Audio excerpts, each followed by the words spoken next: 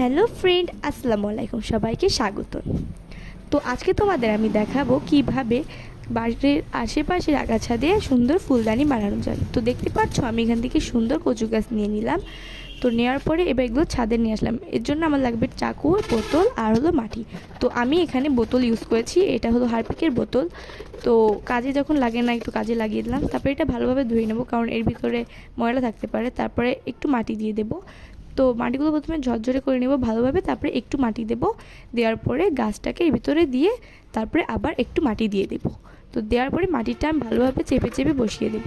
তারপরে এখানে ভালোভাবে ধুয়ে নেব। ধুয়ে নেওয়ার পরে এগুলো গাছের আশপাশ দিয়ে দিয়ে দিতে হবে। তার আগে আমি একটু এটা মুছে নিলাম। তো দেখতে পাচ্ছো এক এক করে আমি পাথর কিন্তু দিয়ে দিচ্ছি এখানে।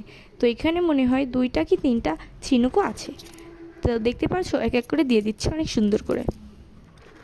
আস্তে আস্তে এটা কমপ্লিট হয়ে যাচ্ছে, কিন্তু আমি কিন্তু এখানে 2টা গাছ বানিয়েছি, তো একটা দেখানো হয় নাই। তারপরে দিয়ে দিলাম, দেখো গাছটা কি সুন্দর লাগছে। আর আমি এটা আমার ডাইনিং রুমে রেখেছি। আর এই 2টা অনেক সুন্দর লাগছে, কিন্তু দেখো দুই পাশে 2টা পাখিও দিয়েছি। আর এই যে অপরটা এখানে একটা টেডি বেয়ার আর একটি পাখি দিয়েছি। দেখতে কিন্তু অনেক সুন্দর লাগছে। আজকের মতো ভিডিও এতটুকু, ভালো লাগলে একটি লাইক, সাবস্ক্রাইব।